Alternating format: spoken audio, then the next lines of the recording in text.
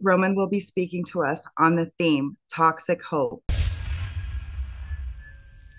Con man that would swindle women out of their money.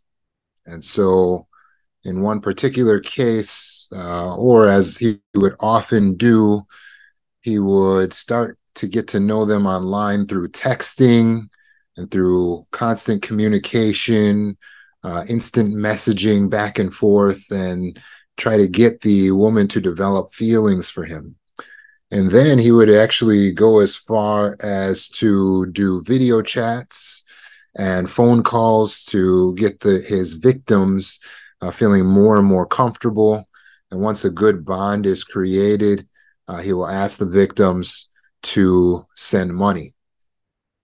And so as these victims start to send money, he will reaffirm their investment in him by returning what they've sent, saying, "See, I told you I would pay you back. I always pay people back." Or by going and visiting them in person and saying, "You know what? I was able to get here to visit you in person. You're so important to me. So I wanted to be here. And now here I am." And these women would feel hope. This person may be my one. This person may be the one that I've been looking for. And because of their desire for connection and their feeling of cost already invested, they would be primed up to keep on giving more and more money. And so he would come up with different schemes to tell them, such as, "I need help with my customs. I need help paying for the lawyer. I need help to get into the country. It's so that we could be together. There was a fight, and now I'm in jail." And so women would start sending money, $5,000, $8,000, $10,000. Eventually, one woman was taken for $300,000. Why did this happen? Is it because they're stupid victims? No.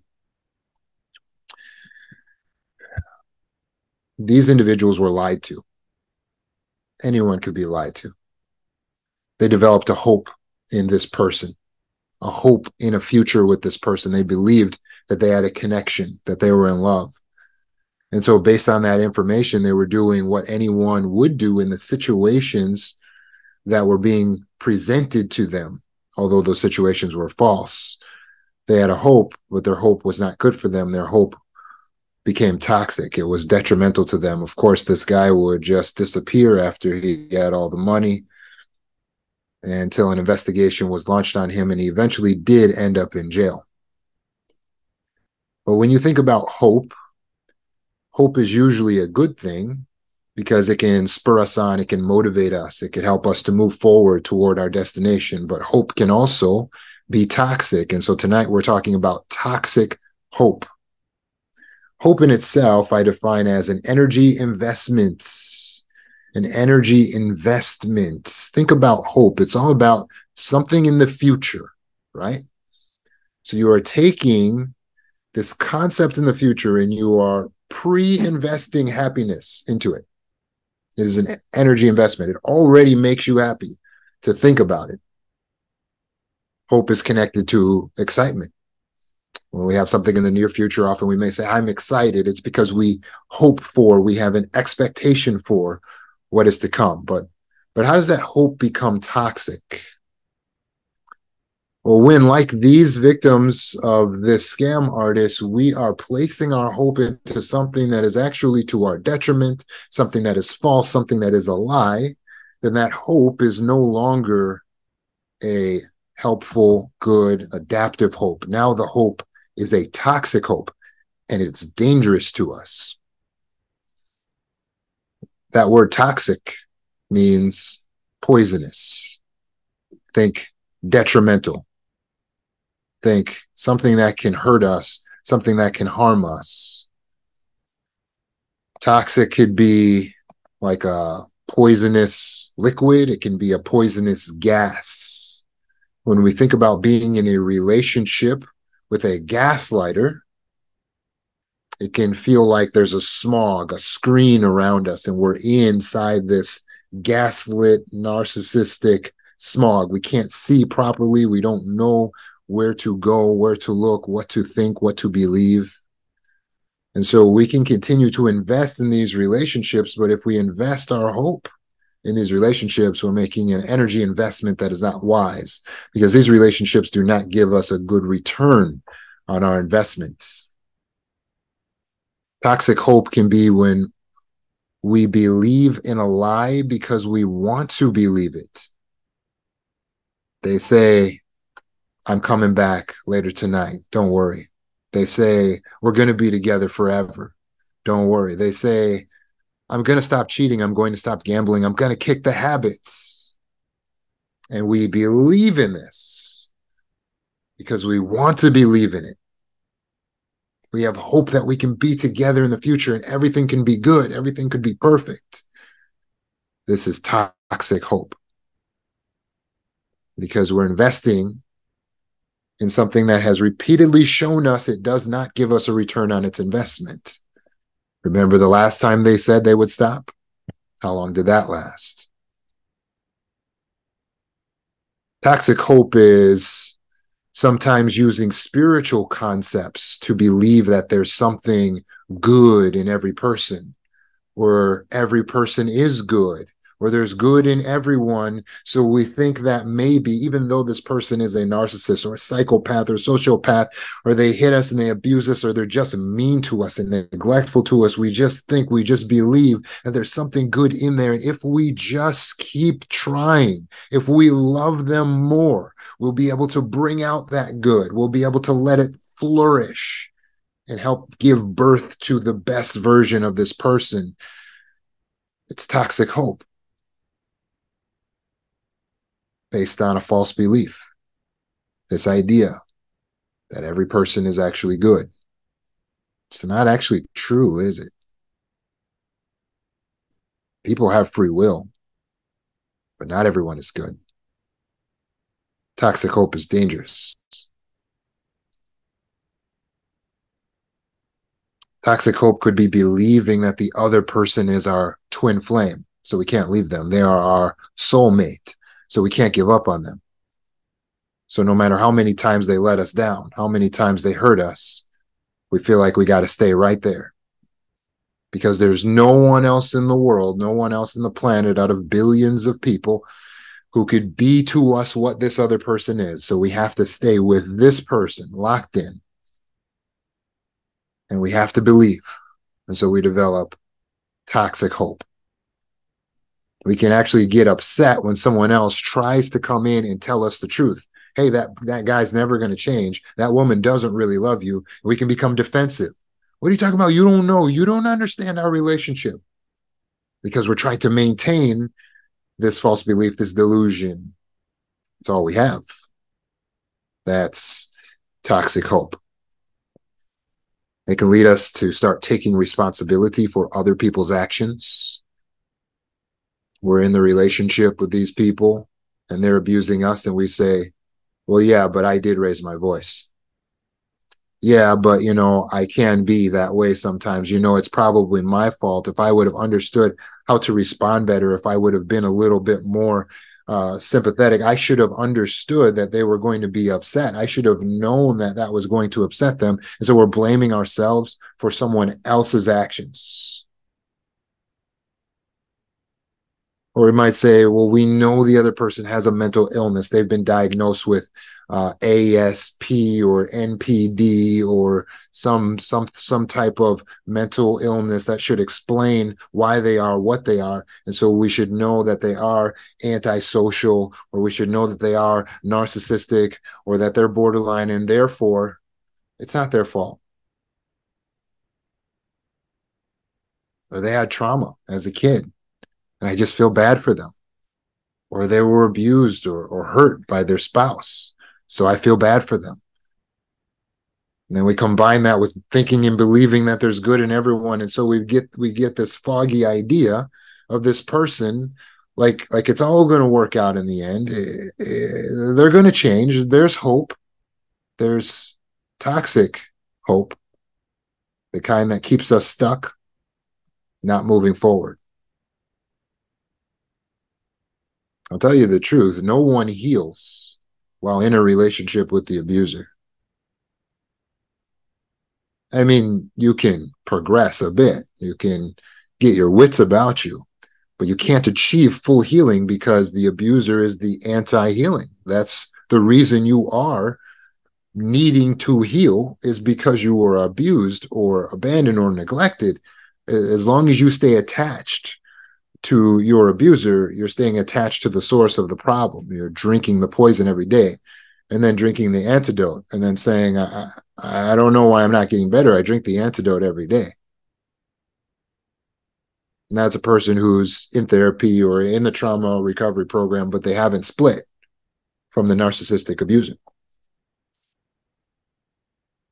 But our heart goes out to those individuals. And if that's you, then you can relate to the fact that there's some addiction involved on your part. You can become addicted to a relationship, right? And so maybe that plays a part. Maybe you're getting a dopamine hit every time you're with the person, or you get a dopamine hit every time you're getting a text message from the person or a phone call with the person. You're getting a dopamine hit just to be with them.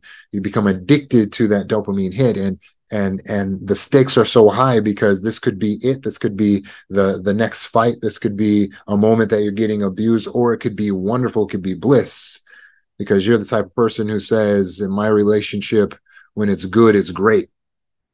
And when it's bad, it's terrible. And so you stick with the addiction, even though it's bad for you. Like a person with a peanut allergy who refuses to stop eating peanut butter sandwiches, even though it's landed them in the hospital multiple times. Some of us have spouses that have literally landed us in the hospital, mothers that have literally landed us in the hospital,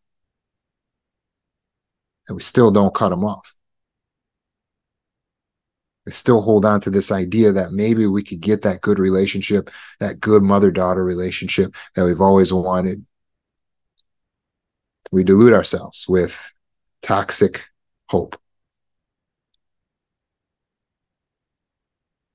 Sometimes it's that we're trying to fix other people, right? But is the abuser likely to change? What do you think? Try to understand what an abuser has to gain by being the way they are. Besides the fact that it's already pathological for them and they've been doing this since they were toddlers. Besides that fact, don't forget that they have power in this relationship. Why would they give that up? For an equal dynamic with you? Why would they give that up? They got double standards. You have to do a bunch of things and check in with them and jump through a bunch of hoops, but they don't have to do the same. Why would they give that up? Why would they give up financial control? They don't have to. Why would they? Why would they sacrifice their position? Why would they sacrifice having someone to blame? Why would they sacrifice having someone take their problems out on? Why would they sacrifice having a scapegoat? Someone to smear? Someone they can project their badness onto?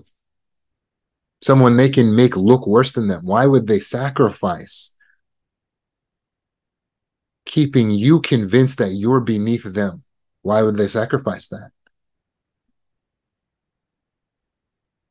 Understand that if a person who was not very good looking, not very talented, not very capable, not very high achieving, conducts themselves as if they're lower than you, you're not going to be especially honored, because you might honestly look at the person and think, well, I understand why they're trying to endear themselves to me. They don't have a lot of prospects. But when a person is beautiful, when a person is powerful, is capable, when a person does achieve high, when a person is someone like you, it gives a high to your abuser that you will grovel at their feet, that you will beg them to stay, that you will try to prove yourself as a good person to them. No, don't think that. I'm not that way. They love that you try to prove yourself to them. They love putting you on the defense. So why would they give that up? The answer is they're not going to. Don't be naive. They have nothing to gain in their perception to be nice to you because they get what they want from you by being mean, by being themselves. It helps for us to think of the very basic concept of good and evil. Most of us are able to grasp very young that there are good people in the world and there are bad people, right? There are bad people, aren't there? People who, given all choices, choose to do bad, given every opportunity, would still do the worst, most atrocious thing. Those exist, right? They do. Those individuals exist. But we always assume those individuals are somewhere in prison or somewhere off in a bad neighborhood somewhere. We always think that we would find them off in a dark alley. But really, these people could be anywhere, including in our house. Some of you are sitting next to one right now. You're looking up at the kitchen table, and there's one of these types of people. Some of these people were our parents. And you're going through life, your entire childhood, thinking, I don't understand why I if I'm lovable, then why didn't my mom love me? If I'm lovable, then why didn't my father love me?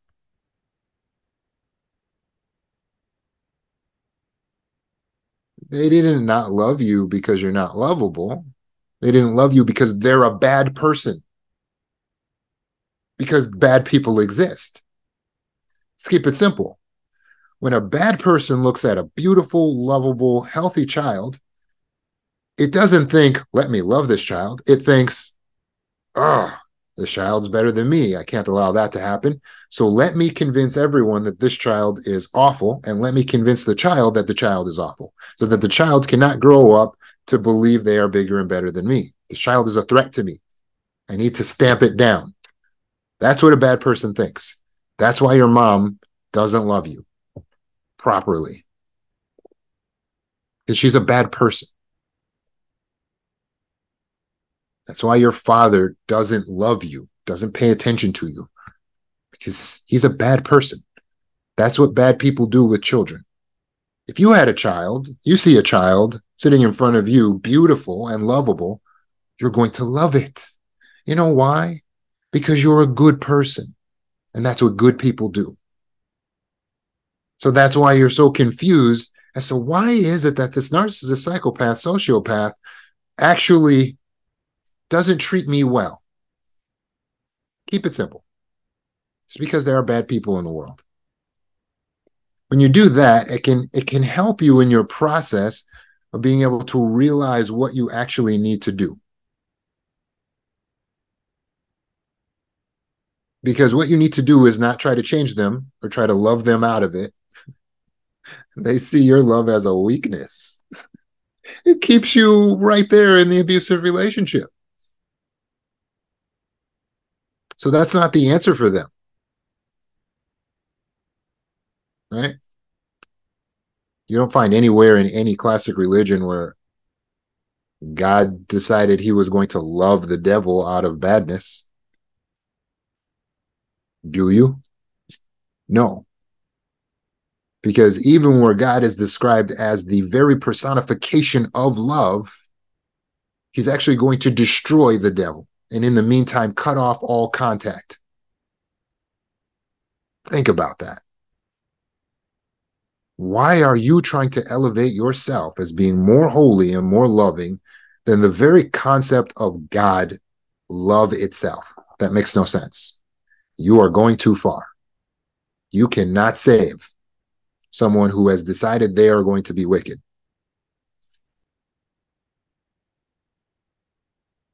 So what do we need to do? Try to control their behavior by acting different? No. We need to stop trying to control others and cut others and focus on controlling ourselves instead of trying to control others and cutting ourselves. Does that make sense? We need to cut others. We need to cut other people and control ourselves instead of trying to cut ourselves and control other people. Because what we're doing is tantamount to emotional abandonment of the self. That's what you're doing. You are abandoning yourself when you kowtow and people please and try to make it work. We're going to work it out with a narcissist.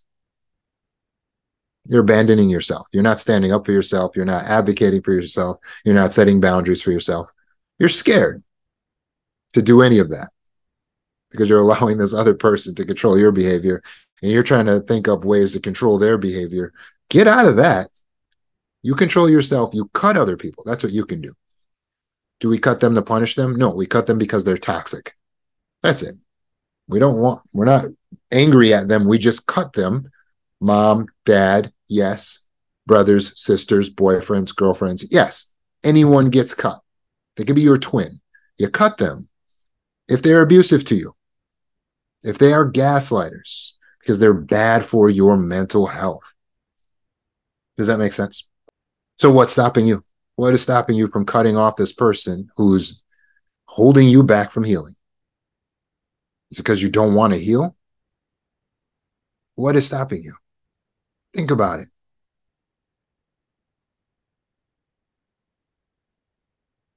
For a lot of people, it's fear of loneliness. They say, well, Roman, if I cut everybody out, then I'm not going to have anyone. I will have no one. I don't want to not have people around me. Then I'll have no family. Then I'll have no friends. Then I'll be alone. Is that how you feel? Let's think about that for a moment. Let's go to the illustration of the child that you are caring for. You have a child that you're caring for. Let's pretend the child's about 9 years old. And you need to go and handle some business. And so you ask the child, I need you to stay home alone for about 3 hours or so. I'm going to be out handling some business. We got your favorite snacks in the fridge. You got your favorite movies lined up right here. You can take a nap. You can do anything. All I ask, don't open the door to any strangers. Don't let anyone in. And I'll be back soon. Does that seem reasonable? What if the child says, well, I don't want to be alone? How about we have Bill, the neighborhood pedophile? He can watch me. I asked him, Mom or Dad, I asked him, and he said it's fine. Let Bill come over. He can watch me. What if your child says that? What are you going to do? Are you going to say, oh, Bill, the sex offender? Well, I wouldn't want you to be alone. I wouldn't want you to have no one around. I wouldn't want you to have no one to play with. Would you say that to your child? Yeah, let's call Bill, the pedophile, over. He can stay with you, and I'm going to leave. What do you think?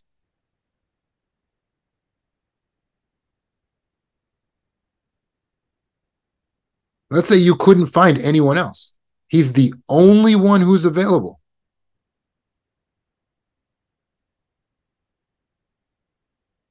Are you more likely to leave a child alone or leave him with the pedophile? You tell me. Probably you would look at that child and you would say, honey, I understand you want someone to be here with you, and I'm sorry that you're going to be alone for a little while, but sometimes you're better off alone. Sometimes it's better to be by yourself. And so when I leave, I'm going to lock the door and don't unlock it for anyone. Don't let anyone else in without my permission, and I'll be back in 3 hours. You got your favorite snacks. You got your favorite movies lined up. You can play. You can take a nap. but just stay in the house and don't let anyone else in. Right? Might you say something like that to the child?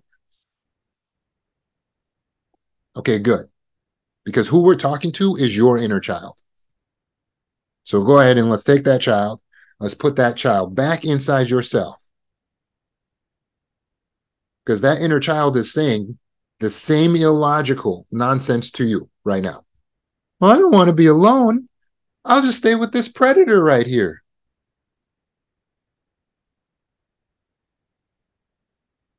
Your girlfriend, boyfriend, mom, dad, they have proven over years, because you've been with these people for years, they have proven that they are predators. They are abusers.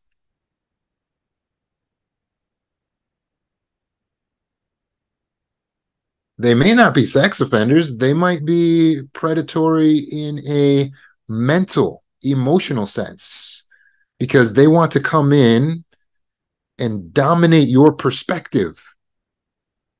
They want to gaslight you. They want you to believe false things about yourself and false things about them as well, that they are the smartest, the brightest, the funniest, or the biggest victim in the relationship, and everyone is hurting them. They want to gaslight, gaslight, gaslight, gaslight, and they need you to breathe in all this toxic air. They are predatory. So why would you choose to be with them over being alone? Remember what you told your child. Sometimes, honey, it's better to be alone. So instead of exacerbating this fear that you have of being by yourself, oh no, how will I survive? I'll never survive by myself.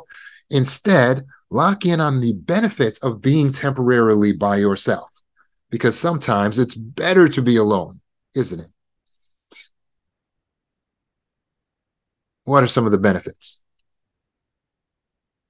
More solitude, more tranquility, the ability to connect with oneself, to learn how to meditate properly, the ability to focus on your purpose, to find yourself and to identify your purpose, to do your purpose-driven work, which is that blog or that podcast that you've been trying to start, or that YouTube channel, or that book that you've been saying you're going to write, those memoirs, or right, whatever it is, that starting that garden, right, that community group that you were going to start.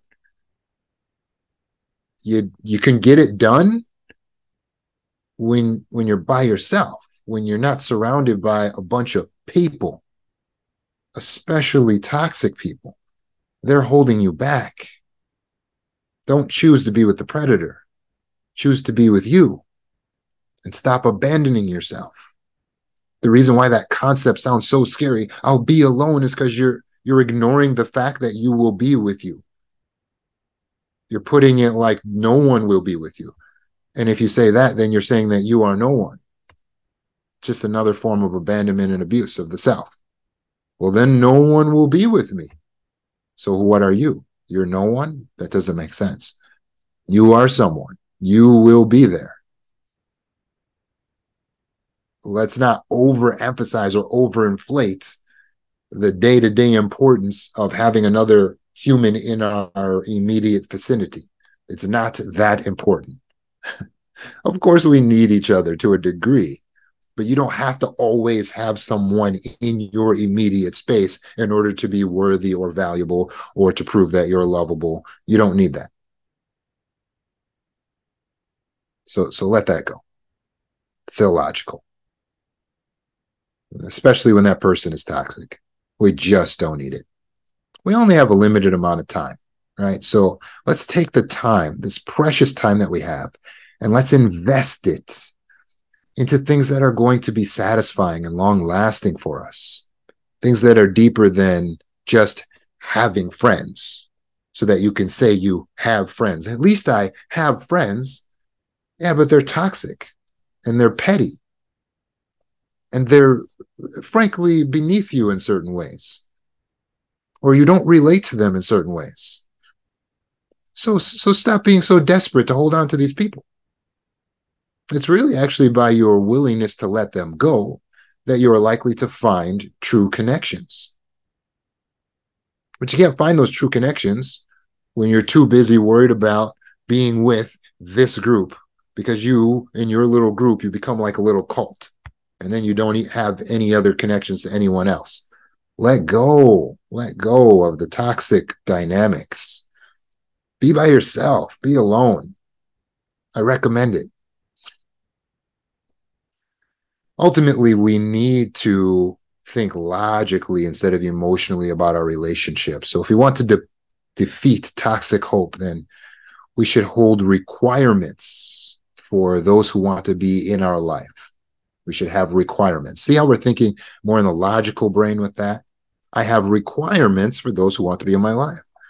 You can literally create a list. You can write a list of your requirements.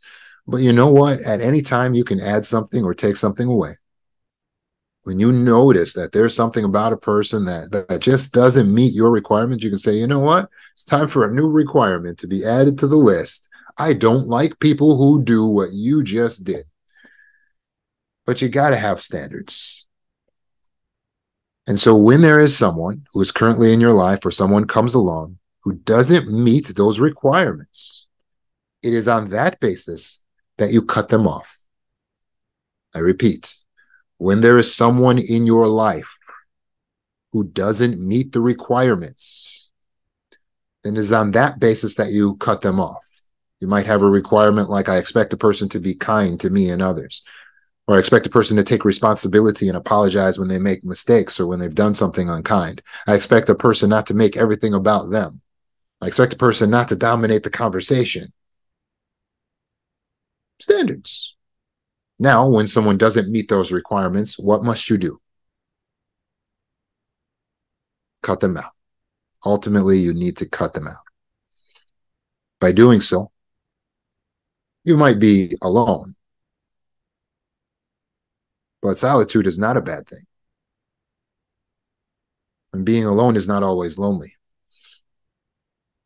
Ultimately, what you will have is the ability to live in peace and clarity instead of being in a fog, in a toxic delusion, because it's that smog, it's that toxic haze that keeps us stuck in toxic hope.